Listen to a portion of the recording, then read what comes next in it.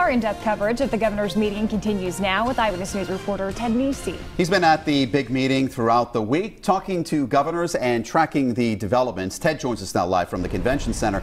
Ted, this governor's meeting has brought a lot of big names to the capital city, but some Rhode Islanders are actually wondering why it matters to the average person. What are you hearing from officials?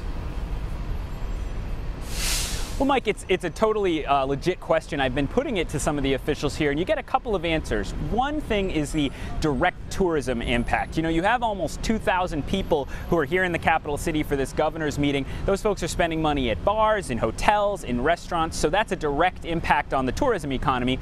And then Governor Raimondo argues that it has a bigger impact because she gets to meet with these top officials. So she had a short meeting, she had a short conversation with Vice President Pence when he arrived, where she says she told him about her concerns about the federal health care bill she opposes. And then she had about a half hour with the Canadian Prime Minister, Justin Trudeau, and Governor Raimondo says she made the case to him for having Canadian businesses open offices in Rhode Island rather than Boston because it's cheaper here. So it's obviously up for debate how effective that is, if it makes a big difference, but that's one of the cases she's making.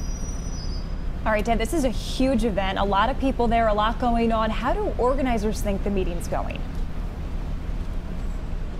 Well, Caroline, I talked earlier today to Martha Sheridan, longtime head of tourism here in the city of Providence. She seemed pretty elated with how it's going. You know, as I said, they have almost 2,000 people, significantly more than they expected. The organizers from the NGA say it's the biggest summer meeting they've had in a long time, if ever. You have a vice president here and a head of a foreign country in Justin Trudeau. And then I've talked to a lot of the governors, asking them how they like Rhode Island, how their visit is going. And some of them have brought their families to take a little vacation. I actually caught up with the governor of Montana, Steve Bullock, and asked him, you know, how's it going? He said, I'm going to bring my son, he said, to go, and then he was searching for the word. He said to me, quah, and I said, quahogging. And he said, yes, quahogging. So a Western governor there, the governor of Montana, will get the full Rhode Island experience while he's here in town. Well, you can't beat that, Ted.